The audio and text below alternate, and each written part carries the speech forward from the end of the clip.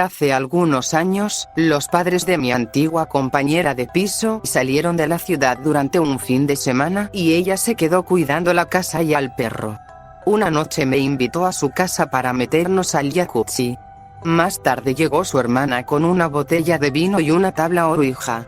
Ellas estaban jugando, pero yo sabía que eso no era buena idea. Para que entiendan el contexto, vivimos en una zona rural de Iowa, en un lugar que antiguamente estuvo habitado por varias tribus nativas americanas. La casa de sus padres está justo a la orilla de un lago que lleva el nombre de un conocido jefe indígena. Empezaron a hacer las típicas preguntas que casi todo el mundo hace con una ouija. ¿Hay alguien que quiera comunicarse con nosotras? Al poco tiempo respondió un niño que dijo llamarse David. Decía que tenía miedo y no dejaba de repetir: despídanse, díganme adiós. Después de eso guardó silencio. Entonces comenzaron a provocar a la tabla para intentar obtener otra respuesta. Finalmente apareció alguien que dijo ser un guerrero. Le preguntaron dónde estaba David. Se fue. Fue lo único que respondió. Sentí un nudo en el estómago. Les repetía una y otra vez que dejaran de jugar, pero no me hacían caso. A ellas les parecía divertido. Yo estaba cada vez más asustada, así que terminé yéndome de la casa. Ellas siguieron jugando y las dos le hicieron a ese supuesto guerrero una de las preguntas más estúpidas que se les podían ocurrir: ¿a qué edad voy a morir? A mi compañera de piso le respondió que moriría a los 76 años. Pero cuando su hermana hizo la misma pregunta, la respuesta fue: a los 25. Después de eso dejaron de jugar. Su hermana tenía 24 años en ese momento. Al día siguiente, mi compañera se fue a trabajar y su hermana se quedó sola en la casa cuidando al perro hasta que sus padres regresaran más tarde. Salió por la puerta trasera hacia la terraza para tomar la cadena del perro y dejarlo salir. De un momento a otro sintió con total claridad que dos manos la empujaban con muchísima fuerza por la espalda, haciéndola caer por toda la escalera de la terraza. Estaba completamente sola en la casa. Horas después, sus padres la encontraron todavía tirada al pie de las escaleras. Había sufrido una conmoción cerebral muy grave y la llevaron de inmediato al hospital. Yo estaba junto a mi compañera cuando su padre la llamó desde urgencias para contarle lo que había pasado. Nunca voy a olvidar la expresión de su rostro. Parecía haber visto un fantasma. Unos 4 meses después llegó la peor noticia. A su hermana le diagnosticaron cáncer de mama en etapa 4. Murió apenas 3 semanas después de cumplir 25 años. ¿Fue una coincidencia? Tal vez. Lo único que sé es que agradezco haber sido lo bastante inteligente como para no involucrarme en todo eso aquella noche. Las tablas Ouija no son un juego. Y me parece increíble que las vendan como si fueran juegos de mesa para niños de 8 años en adelante. O sea, resulta que solo hay que estar en tercero de primaria para invocar al diablo. No, gracias. Esa experiencia me va a perseguir por el resto de mi vida. Cuando era adolescente viví una experiencia muy extraña que, hasta el día de hoy, no puedo explicar. Tendría unos 16 o 17 años. Era un martes por la noche y estaba con 2 amigos. No teníamos nada que hacer, así que salimos a dar vueltas en el coche buscando algún lugar tranquilo para fumar marihuana. En nuestro pueblo hay una reserva forestal atravesada por un arroyo bastante grande, que sirve como límite entre el bosque y las casas. Era enero, así que el arroyo estaba completamente congelado. Decidimos estacionarnos junto a un puente que lo cruzaba. Bajamos por la orilla helada y empezamos a caminar directamente sobre el hielo, siguiendo el curso del arroyo. A un lado había casas y al otro el bosque. Después de un rato dejamos atrás las viviendas y ambos lados quedaron rodeados únicamente de árboles. Un poco más adelante encontramos unos enormes pilares de cemento. Creo que alguna vez formaron parte de un puente o de alguna estructura parecida. Caminamos unos 35 o 40 metros más, cuando escuchamos un ruido muy extraño. Entonces lo vimos. Había una figura alta y extremadamente delgada, recortada contra la oscuridad casi como una silueta de caricatura. Llevaba un sombrero de ala ancha y su aspecto me recordó al hombre del sombrero amarillo de Jorge el Curioso, aunque era más alto y mucho más inquietante. Estaba simplemente apoyado contra uno de los pilares, inmóvil, mirándonos fijamente. Entramos en pánico y salimos corriendo hacia el bosque porque no teníamos idea de qué o quién era. Nos escondimos detrás de unos árboles caídos y, mientras permanecíamos agachados, volvimos a escuchar aquel mismo ruido una vez más. Al cabo de un rato regresamos con mucho cuidado al arroyo y comenzamos a caminar de vuelta por donde habíamos venido. Cuando llegamos de nuevo a los pilares, vimos algo que nos dejó helados. Justo en el lugar donde aquella figura había estado de pie había un agujero en el hielo, como si se hubiera derretido. Lo más extraño es que no había ninguna huella sobre la nieve alrededor. Después de eso no nos quedamos a investigar. Volvimos al coche y nos fuimos directamente a casa. Hasta el día de hoy no tengo la menor idea de qué era aquello, pero fuera lo que fuera, definitivamente era algo muy extraño. A lo largo de los años he vivido varias experiencias con lo que siento que podría ser la misma entidad. Todo comenzó hace unos 7 u 8 años, cuando mi esposo y yo vivíamos en una casa adosada que rentábamos. Él trabajaba a 1 hora de distancia y siempre llevaba consigo un cristal de moldavita al que le tenía mucho aprecio. Un día fue a trabajar con él, pero durante su turno descubrió que tenía un agujero en el bolsillo y el cristal se perdió. Casi un año después, salió a pasear a nuestro perro al mismo lugar de siempre para que hiciera sus necesidades. Era invierno. Mientras caminaba, vio en el suelo algo que parecía un expansor para la oreja. Cuando lo levantó, justo debajo estaba su cristal de moldavita. Tiempo después nos mudamos. En esa casa empezaron a ocurrir cosas extrañas. En varias ocasiones, al regresar del trabajo encontrábamos la puerta trasera completamente abierta. Como vivimos en una zona que no es muy segura, le pedimos en voz alta a la entidad que, por favor, dejara de hacerlo. Sorprendentemente, desde ese momento dejó de ocurrir. Poco tiempo después desapareció un control de Xbox. Yo se lo había regalado a mi esposo y era uno de sus objetos favoritos. Nadie había entrado a la casa cuando se perdió y, además, tenía grabado su gamertag personal, así que era poco probable que alguien lo hubiera robado. Nunca volvió a aparecer.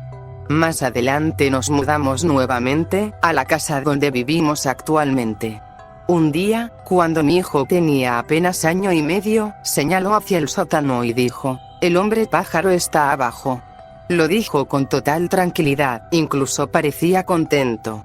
Desde ese día empezamos a llamar hombre pájaro a la entidad. A partir de entonces comenzaron a suceder cosas curiosas, aunque nunca amenazantes. La televisión se encendía sola, los juguetes de los niños se activaban sin motivo y otros aparatos electrónicos hacían cosas extrañas. Hace aproximadamente 1 año, mi esposo fue a una tienda con nuestro segundo hijo mayor. Mientras estaban allí, mi hijo perdió la pulsera de oro de mi esposo. Buscaron por todas partes, pero fue imposible encontrarla, así que regresaron a casa para contarme lo sucedido. El mes pasado, mientras mi esposo rastrillaba el jardín trasero, encontró la pulsera enterrada bajo aproximadamente 2 o 3 centímetros de mantillo. Lo más extraño es que, unas 2 semanas antes de encontrarla, había perdido su control de Xbox más nuevo. Pensamos que alguno de los niños lo había dejado en cualquier lugar.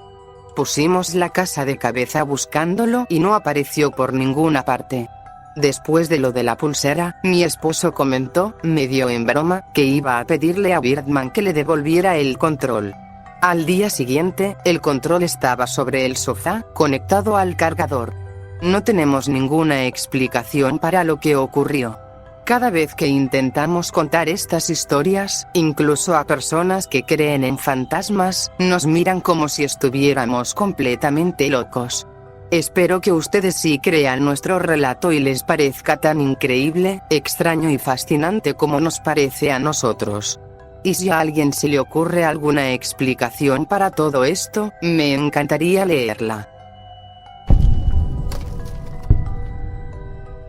Comparto esta historia porque, hasta el día de hoy, sigo sin saber qué fue lo que ocurrió aquella noche. Pasó hace varios años, cuando trabajaba como guardia de seguridad en un pequeño hospital de provincia. No era un hospital moderno. Algunas áreas del edificio eran muy antiguas, los pasillos eran estrechos y las luces parpadeaban cada vez que llovía con fuerza. Mi turno era de 10 de la noche a 6 de la mañana. La mayoría de las noches transcurrían con total normalidad. Mi trabajo consistía en revisar las entradas, recorrer cada piso, asegurarme de que las áreas restringidas permanecieran cerradas y acudir cuando el personal de enfermería necesitaba apoyo. Nunca creí en fantasmas. Había escuchado infinidad de historias contadas por médicos y enfermeras, pero siempre pensé que eran producto del cansancio, el estrés o simples malas interpretaciones. Hasta aquella noche de lluvia. Eran alrededor de la 1:30 de la madrugada cuando una enfermera me llamó por radio. ¿Podrías revisar el ala antigua?, me preguntó. Le pregunté qué ocurría. Me explicó que uno de los sensores de movimiento se había activado cerca de la habitación 312. Lo extraño era que toda esa sección del hospital estaba cerrada por remodelación. No debía haber absolutamente nadie allí. Tomé mi linterna, sujeté la radio al cinturón y subí las escaleras. El pasillo estaba más oscuro de lo normal. Solo funcionaba una de cada 2 lámparas, y la lluvia golpeaba los ventanales con tanta fuerza que parecía que alguien estuviera tocando el cristal desde el otro lado. Cuando llegué a la habitación 312, vi que la puerta estaba entreabierta. La empujé lentamente. Dentro había un anciano sentado al borde de la cama. Llevaba una bata de hospital y una cánula de oxígeno colocada bajo la nariz. Tenía la cabeza inclinada y las manos descansaban sobre las rodillas. Señor, ¿está perdido? Esta área está cerrada, le dije. No respondió. Di unos pasos hacia él y repetí la pregunta. Entonces levantó la cabeza muy despacio. Su rostro era pálido, aunque eso no resultaba extraño para un paciente. Lo que realmente me inquietó fue su expresión. No parecía confundido ni asustado. Parecía estar esperándome. Finalmente habló. ¿Puede ayudarme a encontrar a mi esposa?, le pregunté cómo se llamaba. Miró hacia el pasillo y, casi en un susurro, respondió. Ella me está esperando abajo. Llevé la mano a la radio para avisar a una enfermera. Pero cuando levanté la vista, la cama estaba vacía. Revisé de inmediato detrás de la puerta, entré al baño y hasta miré debajo de la cama. No había nadie. Salí corriendo al pasillo. Tampoco había nadie. Me comuniqué con el puesto de seguridad y pregunté si alguien había entrado al ala antigua. La respuesta fue inmediata. Negativo. No ha entrado nadie. Al regresar a la planta principal, le conté a la enfermera lo que acababa de ocurrir. Se quedó mirándome durante varios segundos, sin decir una sola palabra. Luego me preguntó, ¿llevaba una cánula de oxígeno? Respondí que sí. Sin decir nada más, caminó hasta un archivador y sacó un viejo expediente médico. La fotografía del paciente era la del mismo hombre. El mismo rostro. La misma bata de hospital. Los mismos ojos cansados. La enfermera me explicó que aquel hombre había estado internado allí muchos años atrás. Su esposa iba a visitarlo todos los días. Pero una noche sufrió un infarto en el vestíbulo del hospital y murió antes de que pudieran salvarla. Él jamás llegó a enterarse. Falleció en la habitación 312 apenas 2 días después. Le pregunté por qué esa habitación seguía en el ala clausurada. La enfermera respondió que el hospital había decidido mantenerla cerrada después de que varios empleados aseguraran haber visto a un hombre sentado al borde de la cama. No pegué un ojo durante el resto del turno. A las 5:40 de la mañana, mientras me preparaba para salir del hospital, mi radio se encendió sola. Solo se escuchaba estática. Entonces, entre el ruido, distinguí la voz de un anciano. Muy despacio. Casi como un susurro. La encontré. Después de eso, la radio quedó completamente en silencio. Renuncié al trabajo 2 semanas más tarde. Aún no sé si aquella noche vi un fantasma, si todo fue una alucinación provocada por el agotamiento o si ocurrió algo para lo que simplemente no existe una explicación. Pero cada vez que escucho una tormenta en mitad de la noche, recuerdo la forma en que aquel hombre me miró. Como si hubiera estado esperando, todo ese tiempo, a que alguien lo ayudara a volver a casa.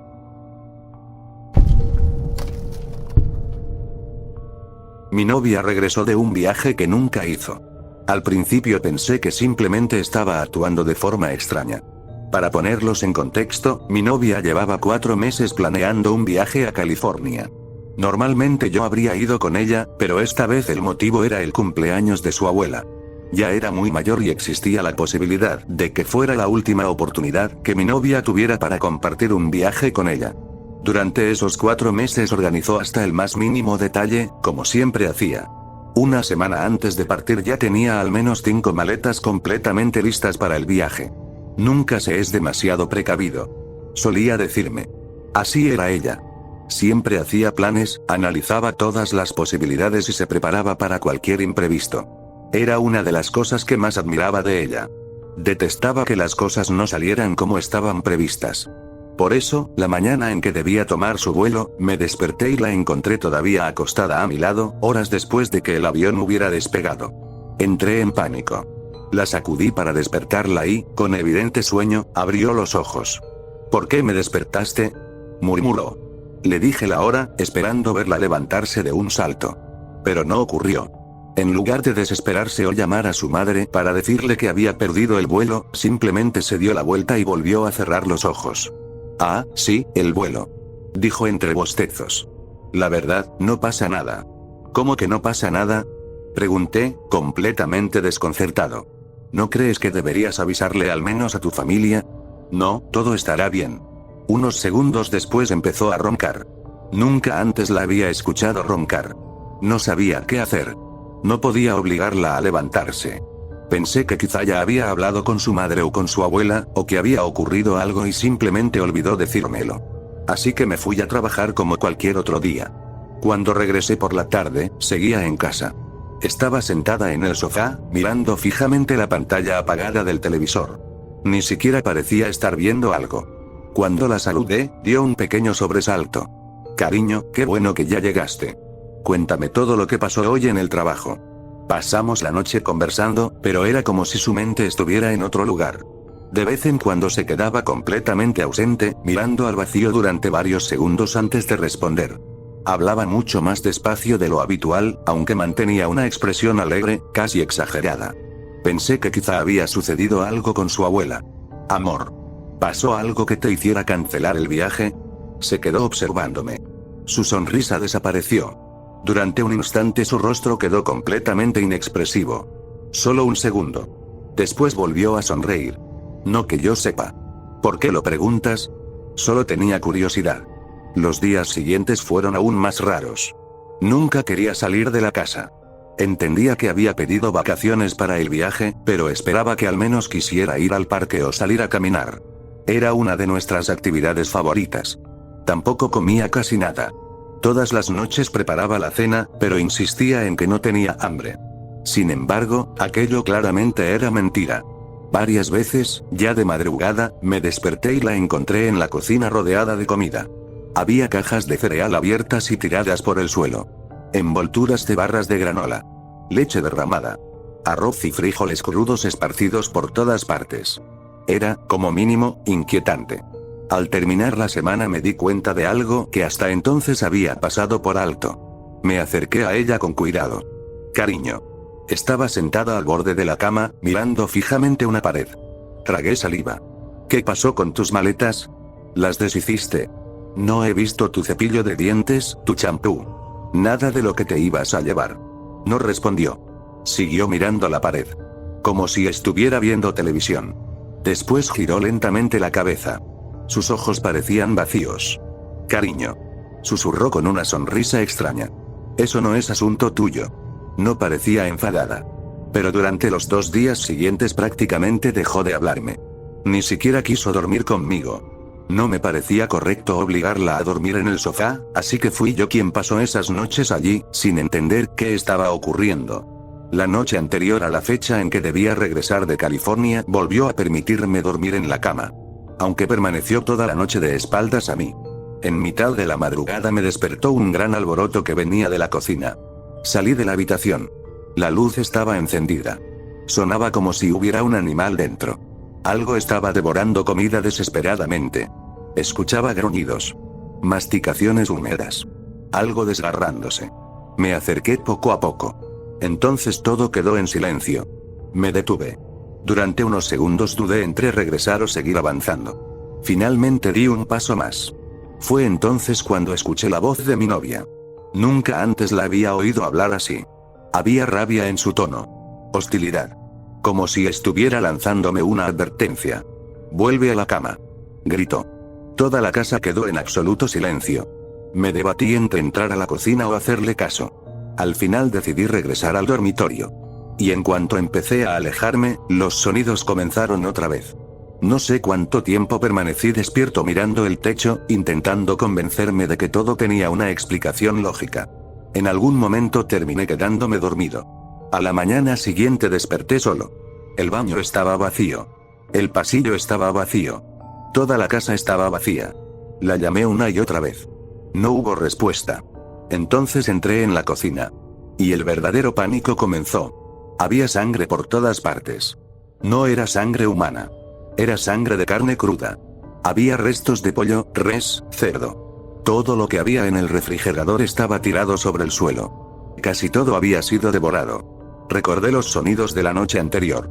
El corazón comenzó a latirme con fuerza. Sentía que me iba a desmayar. Intenté sentarme para recuperar el aliento. Pero antes de lograrlo, la puerta principal se abrió. Cariño. Ya llegué.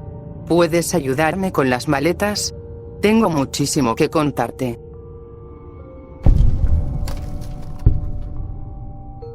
Alguien sigue dejando muñecas alrededor de mi casa. Todo comenzó con una inocente muñeca de porcelana con forma de bebé que apareció en el porche de mi casa. Tenía la pintura descascarada, el gorrito sucio, pero había algo extraño en sus ojos. Se veían demasiado reales. Demasiado humanos. Aunque eso no era lo que más me preocupaba. Lo que realmente me inquietaba era cómo había llegado hasta allí. Vivía solo, literalmente en medio de la nada. Mi vecino más cercano estaba a unos 16 kilómetros de distancia y, alrededor de mi casa, solo había bosque y vida silvestre. Me rasqué la cabeza antes de levantar la muñeca. La metí a la casa porque, sinceramente, ¿qué otra cosa iba a hacer con ella? La dejé sobre el sofá y seguí con mi día como si nada. Aún así, no podía dejar de pensar en ella. Había pasado casi todo el día afuera y, cuando regresé, la muñeca estaba sentada completamente erguida en el sofá, con aquellos ojos clavados en mí. Intenté sentarme a ver televisión, pero no podía quitarme la sensación de que me observaba. Cada vez que volteaba a verla seguía exactamente en la misma posición, y aún así sentía su mirada. Al final terminé girándola para que quedara de espaldas. Ni siquiera eso ayudó. Poco después decidí irme a dormir. Me acomodé en la cama mientras tenía Breaking Bad de fondo y, al cabo de unos minutos, me quedé profundamente dormido. Me despertó el sonido de la lluvia golpeando el techo. De vez en cuando un trueno retumbaba a lo lejos. Era exactamente el tipo de mañana que me gustaba. Decidí prepararme una taza de café para sentarme en el porche a disfrutar del clima. Mientras lavaba mi taza favorita en el fregadero, levanté la vista hacia la ventana y casi me dio un infarto. Había otra muñeca. Estaba de pie sobre el alféizar, del otro lado del cristal. Esta parecía mayor. No porque estuviera vieja, sino porque representaba a una anciana. Tenía el cabello gris, un suéter tejido, unos lentes y unas mejillas sonrojadas. Sonreía con dulzura. Era una muñeca de tela, no de porcelana. Sus ojos seguían viéndose inquietantemente humanos. Abrí la ventana y la tomé. Estaba empapada por la lluvia.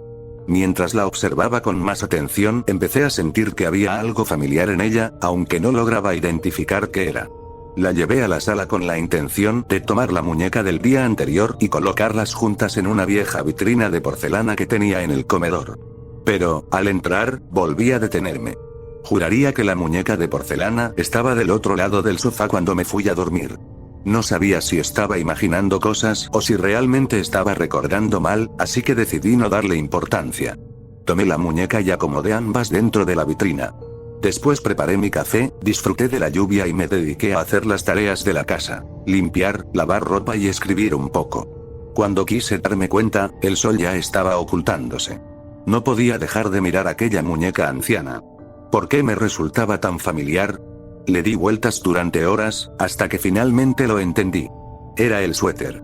Rojo con negro, acolchado y de mangas abultadas. Era exactamente igual al que siempre usaba mi abuela. Había fallecido 10 años antes, después de luchar durante mucho tiempo contra un cáncer de pulmón. Ese suéter había sido un regalo de mi madre y prácticamente nunca se lo quitaba. Llámenme loco, pero esa noche dormí sorprendentemente tranquilo. Me convencí de que era una especie de señal.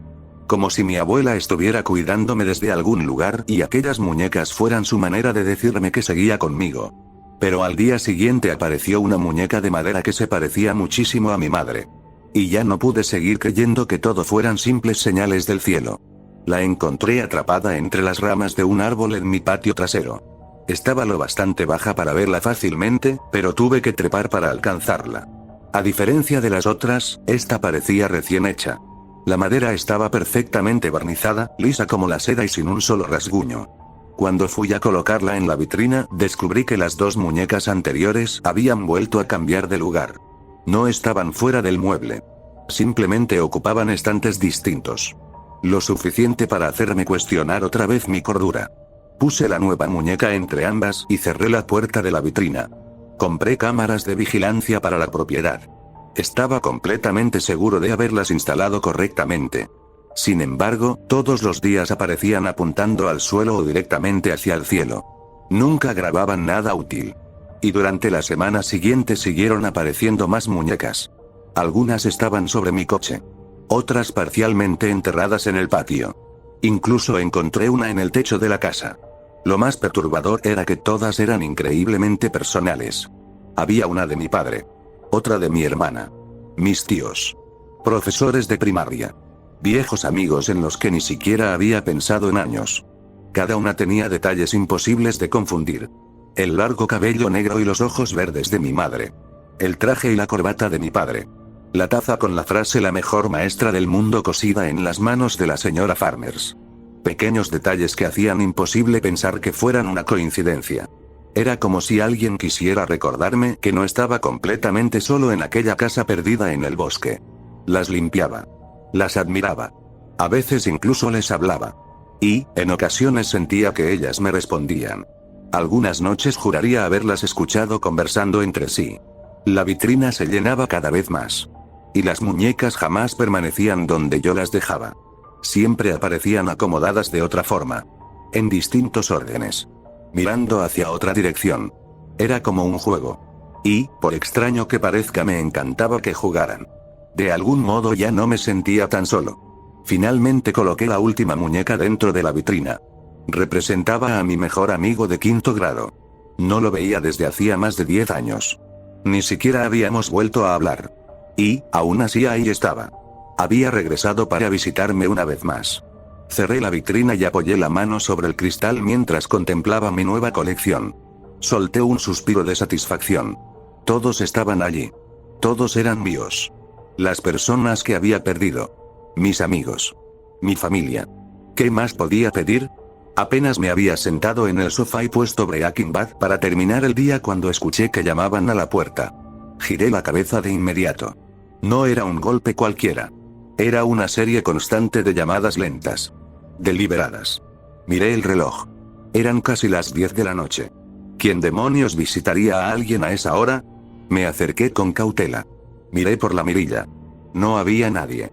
Y, sin embargo, los golpes continuaban. Con cuidado quité la cadena de seguridad, giré el cerrojo y abrí lentamente. Del otro lado había una niña. No tendría más de 9 años. Tenía el cabello completamente empapado, la piel pálida, un pijama rosa con unicornios, pantuflas y unos ojos completamente negros. Negros de verdad. Como dos pozos infinitos abiertos en su rostro. Sonrió. Sus dientes eran de un blanco antinatural, todos idénticos. «Perdone que lo moleste, señor», dijo con una sonrisa. «¿Ha visto mis muñecas?» Sentí que el corazón se me caía al suelo. El sudor comenzó a correrme por la frente. La niña volvió a hablar. «¿Cree que podría entrar a buscarlas?» «Es que extraño muchísimo a mis muñecas, señor». La observé unos segundos. Pensé muy bien qué responder. Solté una risa incómoda. No. Y empecé a cerrar la puerta. Mientras lo hacía vi cómo su expresión cambiaba. La sonrisa perfecta desapareció. Se transformó primero en un gesto de tristeza. Luego en un profundo ceño fruncido. Y finalmente en una mirada de auténtica furia. Siguió golpeando la puerta. Pero la ignoré.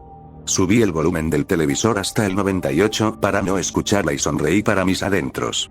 Después de todo, ahora esas muñecas eran mías. Lo siento, pequeña. El que las encuentra se las queda.